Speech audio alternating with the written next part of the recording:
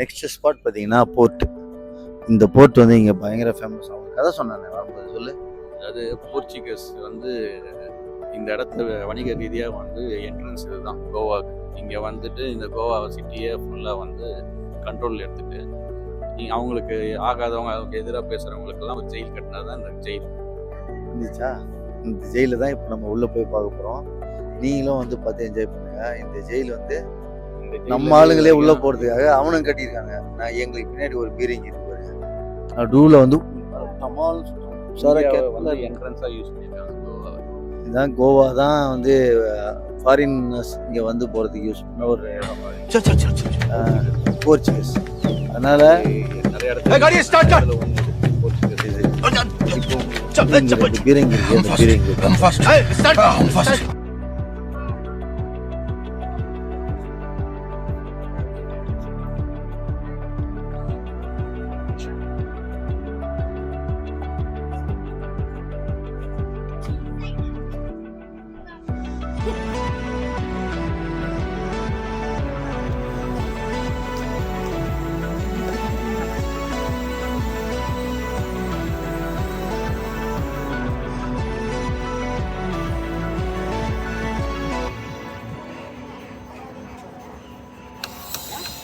ஆமாடா, 10 பேர் எவ்வளோ நிறைய பேர் பண்ணா கொஞ்சம் மருந்த போட்டு 3 வெடிக்க வச்சா நல்லா இருக்கும்னு தோணுது.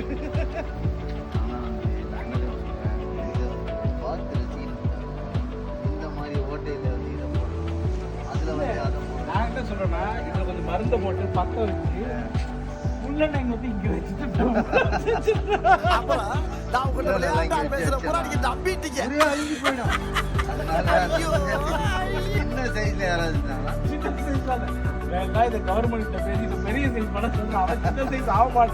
என்ன விளையாட்டு காட்டுறாங்க, எப்படி எல்லாம் சோதிக்கிறாங்க, பொழுது விடிய விட மாட்டேங்கிறாங்களே ஐயா.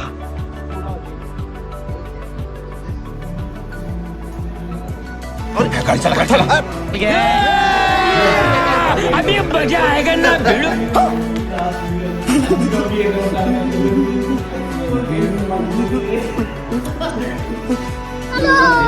चल तू समझा. हे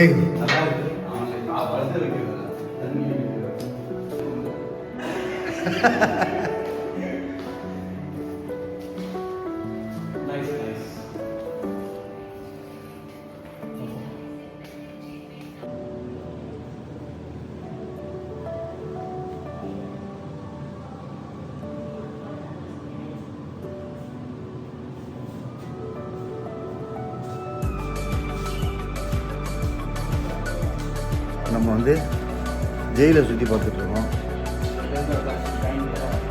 ஜெயில் உள்ள யாரும் இருக்காரா? ஜெயிலில் போட்டு வச்சுருக்காங்க ஐயா.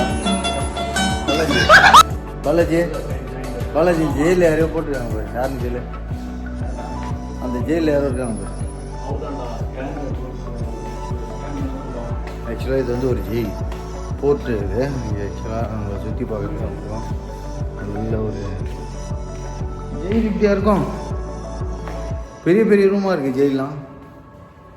தெரில ஜெயிலு இந்த ஊரில் ஜெயில் இப்படி இருக்கு. ஏய் நீ தான் ஆஃப் பண்ணியா? போய் அடா பாவி, ஜெயிலே கரண்ட் சேவ் பண்ண.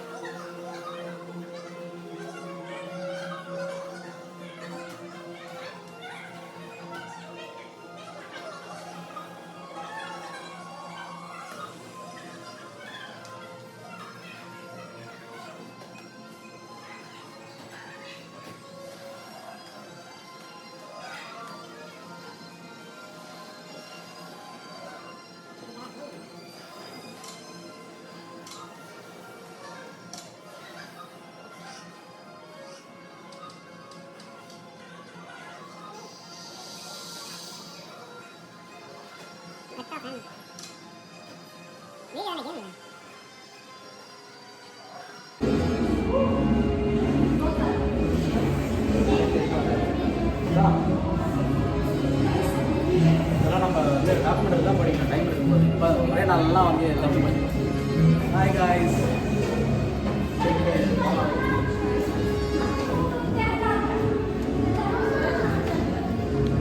யாருக்கு என்ன தீங்கு செய்தோம்? நமக்கு மட்டும் ஏன் இப்படி எல்லாம் நடக்கிறது?